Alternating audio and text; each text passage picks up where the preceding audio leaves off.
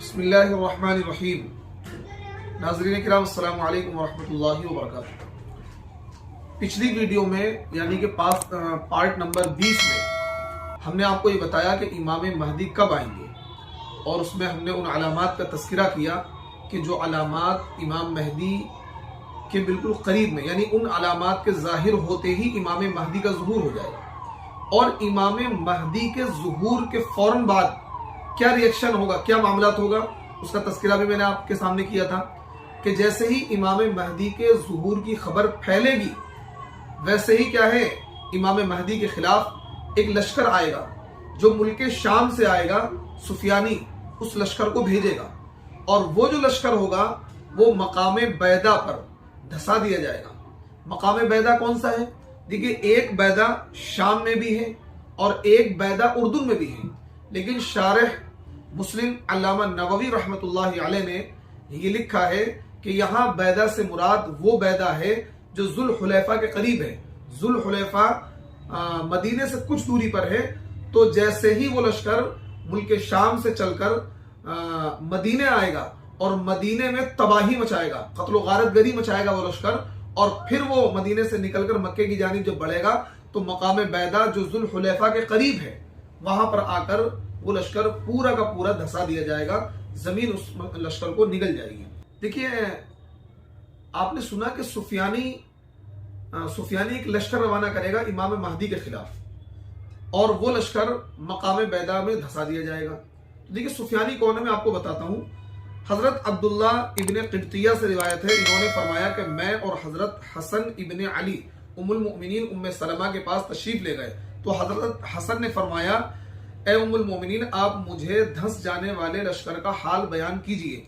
तो उम्मुल मोमिनीन उम्मे सलमा ने फरमाया कि मैंने रसूलुल्लाह सल्लल्लाहु अलैहि वसल्लम को ये फरमाते हुए सुना कि सुफियानी का खुरूज शाम में होगा, फिर वो कूफा की जानिब रवाना होगा तो मदीना मुनव्वरा की जानिब एक लश्कर रवाना करेगा। चुनांचे वो लोग वहां लड़ाई करेंगे जब तक अल्लाह चाहे, हत्ता कि माँ के पेट में मौजूद बच्चे को भी कत्ल कर दिया जाएगा।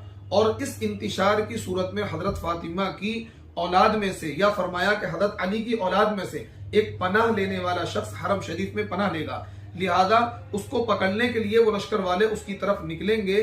तो जब ये लोग मकाम बैदा में पहुंचेंगे तो इन सबको जमीन में धसा दिया जाएगा सिवाय एक शख्स के जो लोगों को डराएगा। तो देखिए, सुफियानी जो है मुल्क शाम में बैठा हुआ एक शख्स होगा जिसकी ननिहाल बनु कल्ब की होगी और वो एक लश्कर रवाना करेगा, मुल्क शाम से एक लश्कर रवाना करेगा इमाम महदी को पकड़ने के लिए, और वो लश्कर मदीने में आकर फितना और फसाद फैलाएगा, 3 दिन तक कत्ल गारत गरी करेगा। इमाम महदी वहां से भाग जाएंगे मक्कतुल मुकर्रमा, तो फिर ये लश्कर क्या है मदीने से निकलकर मक्के की जानिब बढ़ेगा और जैसे ही मकाम बैदा में पहुंचेगा तो इस लश्कर को धसा दिया जाएगा। तो आपने देखा, ये सुफियानी जो शख्स होगा इसकी ननिहाल बनु कल्ब की होगी और मुल्क शाम के किसी मुल्क पर या किसी हिस्से पर यह काबिज होगा और यह हुक्मरां की शक्ल में उस वक्त जाहिर होगा। इसी तरीके से सुफियानी के बारे में नुआइम इब्ने हम्माद ने अपनी किताब में नकल किया है अल फितन की रिवायत में कि सुफियानी का खुरूज मगरिबी शाम में इंदर नामी जगह से होगा। सुफियानी जो निकलेगा उसका खुरूज जो होगा वो एक इंदर नामी जगह है मुल्क शाम के अंदर, वहां से उसका खुरूज होगा। और देखिए, इंदर की मौजूदा सूरत हाल क्या है। इस वक्त शुमाली इसराइल का ये हिस्सा है और जिला अन्नासिरा का एक कस्बा है इंदर, और इस कस्बे पर इसराइल ने और इस हिस्से पर, इस खित्ते पर इसराइल ने 24 मई 1948 में कब्जा कर लिया था। तो देखिए, ये जो इंदर नामी जगह है ये इस वक्त मौजूदा इसराइल का हिस्सा है। तो मैंने आपको बताया कि जो मुल्क शाम है, अल्लाह के नबी के जमाने का मुल्क शाम, वो बहुत बड़ा मुल्क शाम था। अब उसमें 5 मुल्क बन चुके हैं। अब मुल्क शाम को सीरिया कहते हैं और मुल्क शाम में पहले बहुत बड़ा मुल्क शाम था, फिलिस्तीन, इसराइल, उर्दुन, लबनान और मौजूदा सीरिया, ये पांचों मिलकर मुल्क शाम बनते हैं। और अब इसके अंदर 5 मुल्क बन चुके हैं, शाम का भी नाम तब्दील होकर सीरिया रख दिया गया है। तो कहने का मतलब यह है कि ये जो शख्स होगा सुफियानी, इसका खुरूज इंदर नामी जगह से होगा और इंदर नामी जो जगह है ये इस वक्त क्या है, मौजूदा इसराइल के अंदर वाक़ है।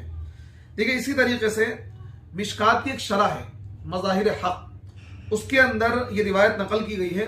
हज़रत अली रज़ी अल्लाहु अन्हु से रिवायत है कि सुफियानी जो आखिर ज़माने में शाम के इलाके पर काबिज होगा, नस्ली तौर पर खालिद इब्ने यजीद इब्ने मुआविया इब्ने अबू सुफियान उमवी के ख़ानदान से होगा। वो बड़े सर और चेचक ज़दा चेहरे वाला होगा, उसकी आंख में एक सफ़ेद धब्बा होगा, दमिश्क की तरफ उसका ज़ुहूर होगा, उसके साथ कबीले कल्ब के लोगों की अक्सरियत होगी। ये भी बताया गया है कबीले कल्ब में उसका ननिहाल होगा। लोगों का खून बहाना उसकी खास आदत होगी, यहां तक कि हामिला औरतों के पेट चाक करके बच्चों को भी हलाक कर दिया करेगा। वो जब हजरत मेहदी के खुरूज की खबर सुनेगा तो उनसे जंग करने के लिए लश्कर भेजेगा।